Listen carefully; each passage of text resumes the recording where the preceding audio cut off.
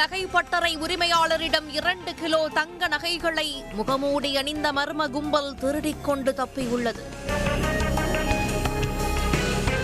விழுப்புரம் நகர பகுதியான பெருமாள் கோயில் தெருவில் உள்ள கோட்டை விநாயகர் கோயில் முன்பாக விராட்டிக்குப்பம் பாதையை சேர்ந்த ராஜமாணிக்கம் என்பவர் நகை பட்டறை வைத்துள்ளார்.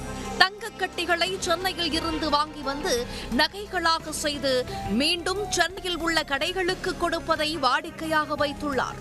அந்த வகையில் சென்னையில் இருந்து வாங்கி வந்த தங்கக்கட்டியில் செய்யப்பட்ட ஜிமிக்கி, மோதிரம் என 2 கிலோ அளவிலான தங்க நகைகளை பையில் வைத்து எடுத்துக்கொண்டு ரயில் மூலமாக சென்னை செல்ல வந்துள்ளார். அப்போது நகை தொழிலாளியை பின்தொடர்ந்து முகமூடி அணிந்து வந்த 5 பேர் கொண்ட கும்பல் நகை தொழிலாளியிடம் கத்தியை காட்டி மிரட்டி 2 கிலோ தங்க நகைகளை பறித்துச் சென்றுள்ளனர். நகைகளை பறிகொடுத்த ராஜமாணிக்கம் நகர காவல் நிலையத்தில் புகார் அளித்துள்ளார். உடனடியாக விழுப்புரம் எஸ்பி சாய் பிரணீத் தலைமையிலான போலீசார் சம்பவ இடத்திற்கு சென்று அப்பகுதியில் உள்ள சிசிடிவி காட்சிகளை ஆய்வு செய்து விசாரணை மேற்கொண்டு வருகின்றனர். இச்சம்பவம் தொடர்பாக 9 தனிப்படை அமைத்து நகை கொள்ளரிடமிருந்து நகை பறித்து சென்றவர்கள் குறித்து விசாரணை மேற்கொண்டு வருகின்றனர். ராஜமாணிக்கத்திடம் 15 பேர் பணிபுரிந்து வருகிற நிலையில் அவர்களிடமும் போலீசார் விசாரணை செய்து வருகின்றனர்.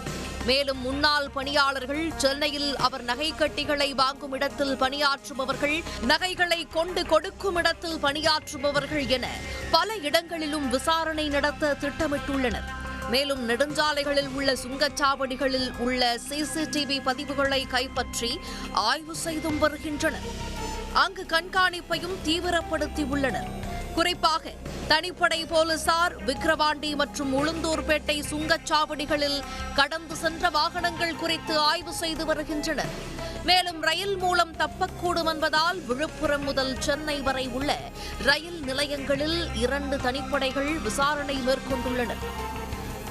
பட்டப்பகலில் நகை பட்டறை உரிமையாளரிடம் 2 கிலோ தங்க நகை வழிப்பறி செய்யப்பட்ட சம்பவம் விழுப்புரத்தில் பரபரப்பை ஏற்படுத்தியுள்ளது. உடனுக்குடன் செய்திகளை தெரிந்து கொள்ள சன் நியூஸ் பெல் ஐகானை கிளிக் பண்ணுங்க.